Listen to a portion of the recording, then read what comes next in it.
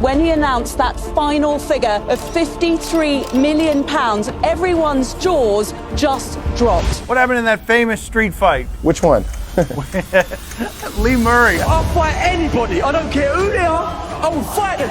I'm not scared of no man. Lee Murray is one of the most legit gangsters of all time. You can't put me down. You got to kill me to stop me. I will keep going and going and going. There will always be a fight, and I will always fight. Lee Murray was born in southeast London, which is considered a traditional breeding ground for professional criminals, especially armed robbers. His mother was English and his father immigrated from Morocco. Growing up there was tough for Lee. His father was a raging alcoholic and was often violent towards him. Naturally, the atmosphere at home left Lee out on the streets more often than not in his teenage years. And before he knew it, he found camaraderie in a crime gang, the Buttmarsh Boys, where he was very much the front and center in its organization, alongside with his best friend Paul Allen. One day when the abuse of his father was too much to bear, he snapped and violently knocked him out with one punch. It was a moment that truly hardened this boy into the violent man he would become. But whatever peace Lee Murray ought to have gotten, instead he fell down a slippery slope.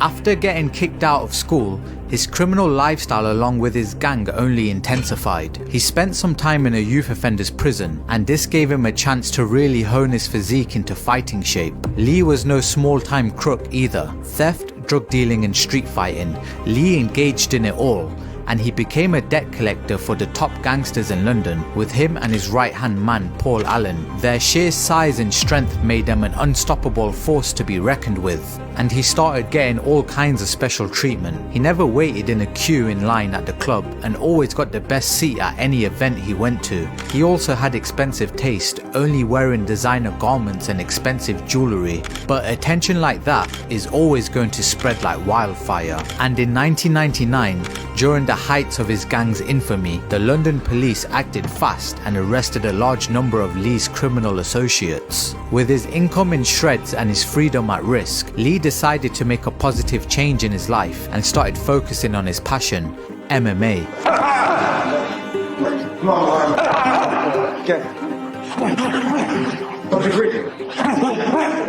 He took his MMA career seriously with the dreams of becoming a UFC champion. Therefore, he moved to the US to improve on his wrestling and jiu-jitsu and trained under the former UFC welterweight champion Pat Miletich, training alongside some of the elite from the sport. Like, I can look at Lee for longer than 3 seconds and go, "What you got going on, dude? You're wearing a Rolex and you're wearing Gucci shoes and we're in Iowa." And then he can say, I'm also a bit of a gangster and I'm able to be a fighter because I do this on the side. But my side hustle is really my real gig. Don't tell anyone. I'm Lee Murray from London, England. I'm a Valentino fighter. I come here to fight today in the ultimate bout. I don't know nothing about the guy that I'm fighting. After a pair of rapid knockouts in his opening 2 pro bouts, he earned himself the nickname Lightning Lee Murray. UFC 38 was the first ever event in London. Although Lee wasn't in the UFC, he was sitting cage side alongside Paul Allen. After the event, they went to the UFC post-fight party alongside some of the biggest names in the sport, including Tito Ortiz, who was the UFC light heavyweight champion and was branded as the baddest man on the planet. I want to talk about something that's become a part of MMA folklore, MMA urban myth, which I want to get you to clarify. Tito Ortiz and a man named Lee Murray got into a street fight, where apparently Tito Ortiz got knocked out by Lee Murray. I didn't hear about Lee Murray until the night of that fight in London. And I'm with Lee, and Tito kind of sees me. "Hey, what's up, Franklin?" Kind of like that. I go, "Hey, Tito, this is my friend Lee Murray." And Tito goes, "What's up?" And Lee was getting, you saw his fucking eyes go, "Oh, you motherfucker." He goes, "Oh, that guy." I go, "Shh." I go, "Shh." He goes, fucking knocks my hand away. He goes, "That fucking pumpkin head." After the party was finished, everyone was outside of the club, and a little dispute caused Paul Allen to knock out Tito's friend. But right when he saw his buddy get knocked out, he saw Tito. He goes, "Oh, your boy got knocked the fuck out." Like a powder keg, just erupts. You got a fight over there, a fight over there, a fight over there. Tito throws a combination of punches at Lee, and Lee literally just ducks out of the way of all of them. Lee comes back with the combo, and every punch lands, all 5 punches. Crack, crack, crack, crack, crack. A 5-punch combination, literally 5 punches. And then Lee started to punt him in the head with his steel-toed boot. And then Lee's trying to, pick him like he's jumping on a rattlesnake. Tito didn't even have a chance to get up. He started running away. I started chasing to him. He turns around and stops and plants his feet. I go to stop and I slide right into him. He clipped me, dropped me, and I popped right back up.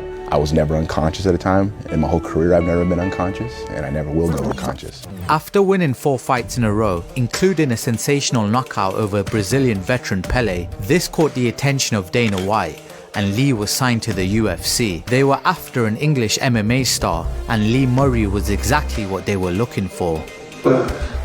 Just amazing to be here. It's a dream for me. Waited all my life for this. Since I started training 5 years ago, this is my goal, to get here. The next goal is the belt. And whoever gets in my way for that belt, for me getting to that belt, they're gonna get knocked out.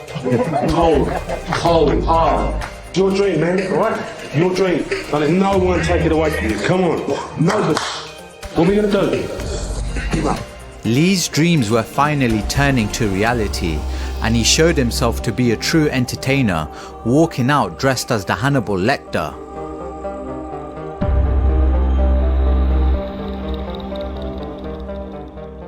His opponent, Jorge Riviera, is a veteran fighter and tried to control Lee utilizing his wrestling.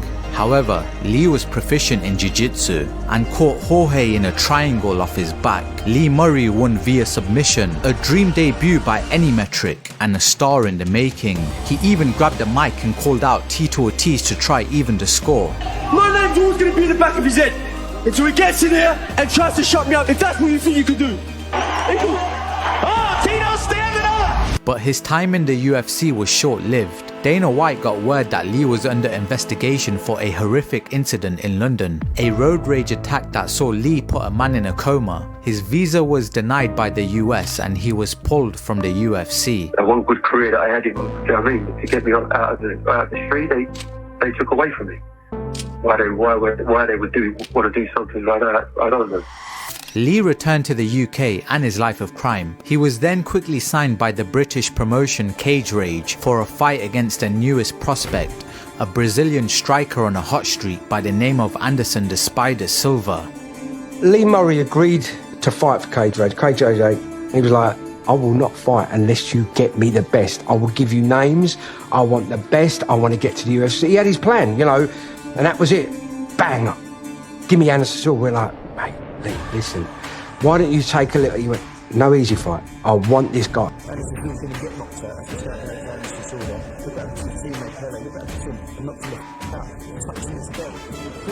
To me, Lee Murray was the early Conor McGregor. Everything to him was like, yeah, Dave, let me get in, I'm going to do this, I'm going to do it. He had it all planned in his head, if you look at Anderson Silva weigh-ins.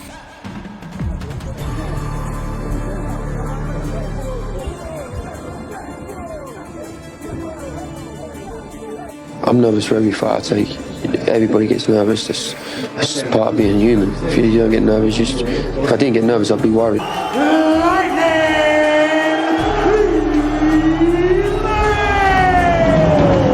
Lee was facing a young and hungry Anderson Silva, the fighter who would be known as the greatest of all time later in his career. And unfortunately for Lee, he bit off more than he could chew, as it was evident Anderson was levels above.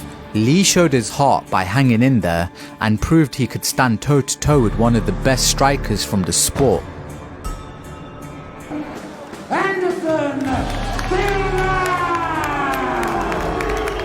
Just under a year later, Lee's name hit the headlines once again after he was stabbed multiple times in his torso. This was after a brawl broke out in a London nightclub he was attending. But what happened? Someone just sneaked up behind me and stabbed me again.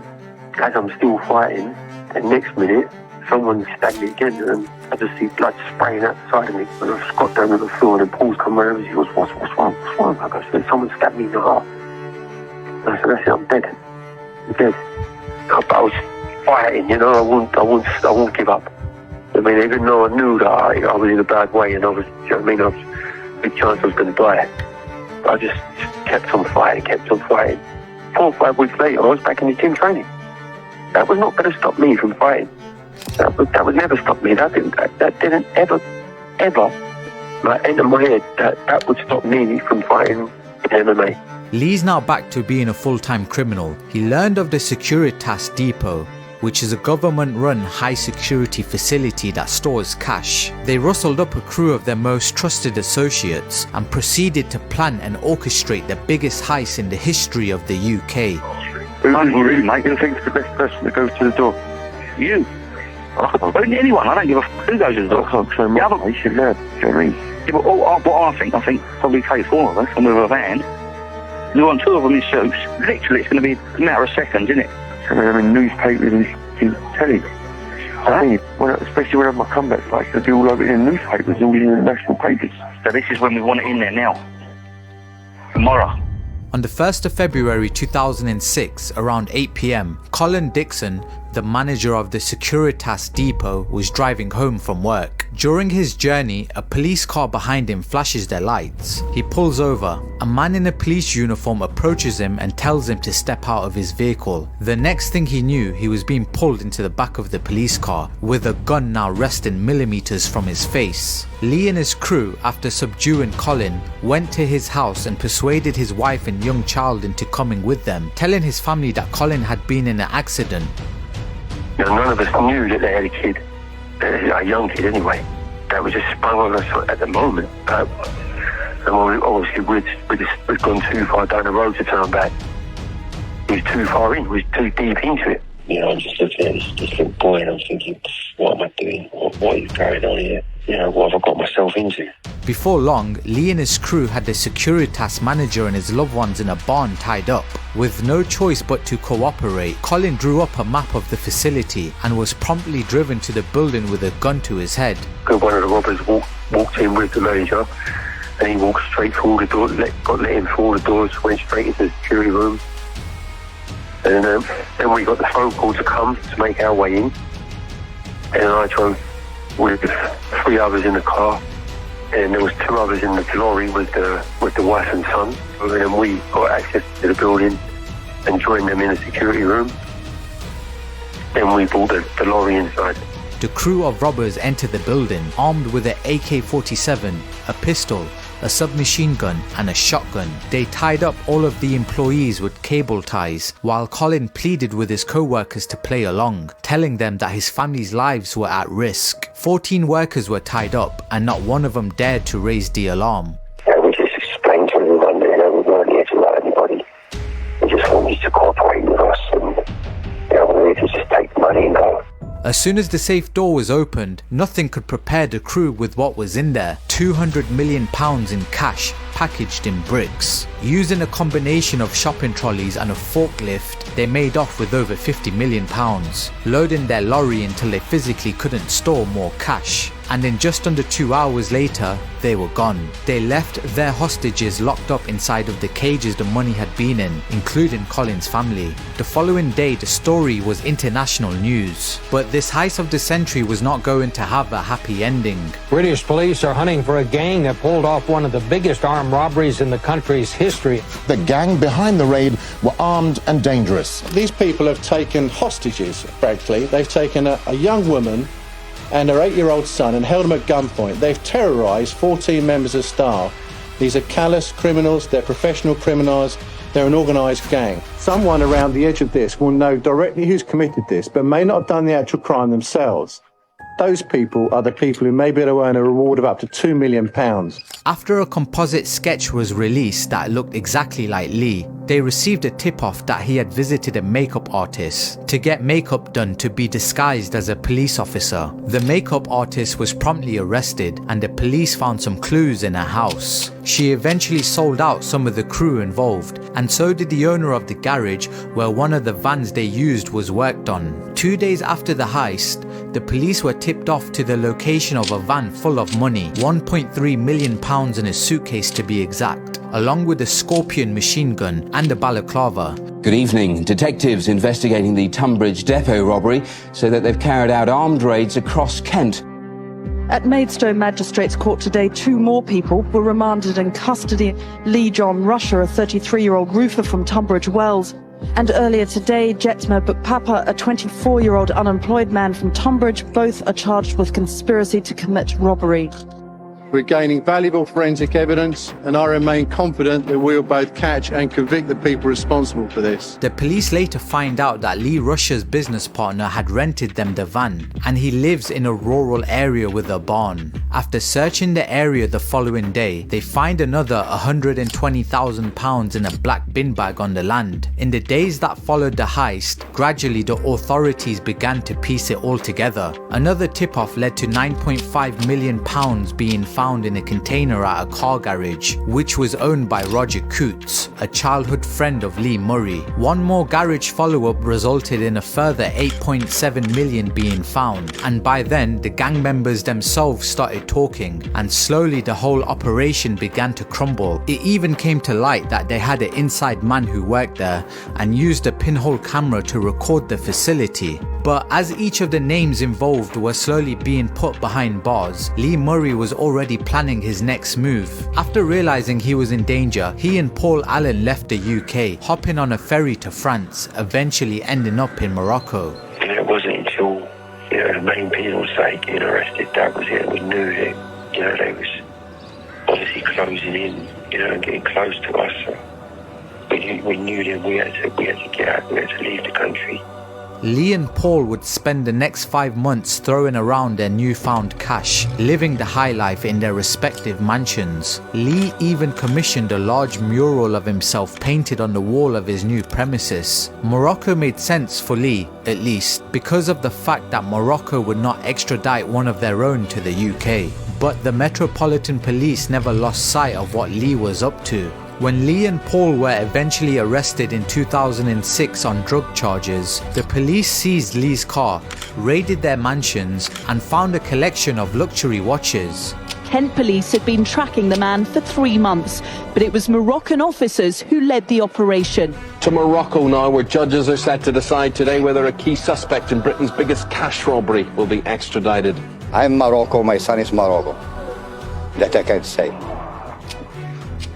Murray's family and friends flew to the Moroccan capital to await the judge's decision. Paul Allen was shipped back to the UK and pleaded guilty to kidnapping and robbery, earning himself an 18-year prison sentence. On the other hand, Lee was not extradited to the UK. Instead, he was sentenced to 10 years by the Moroccan police, which got increased to 25 years shortly after. Many of the gang pointed to Lee as the leader, and given his MMA background, the media jumped on board with this. It's ironic because Lee's now serving a longer sentence in Morocco than what he would have if he stayed within the UK. His name is, of course, truly infamous, not only in the MMA world, but in the world of crime. From the bright lights of the UFC to an existence spent rotting in a Moroccan jail cell. This is truly a one-in-a-million story from one of MMA's most volatile characters. I'm sorry for what I've done. I'm sorry to the victims of the robbery. I hurt our people. I hurt my own family as well. I made them victims. All I can is to open up my own gym. Depends on obviously when I get out of here. If I can't fight, then I'm obviously going to still be involved in MMA. There's no way I could live outside and not be involved in MMA. Fighting's my life. Fighting is my blood. And if I'm not in there fighting myself, I'm going to be taking people in there. One way or another, I need to win that UFC title. My story isn't finished. This is in the end.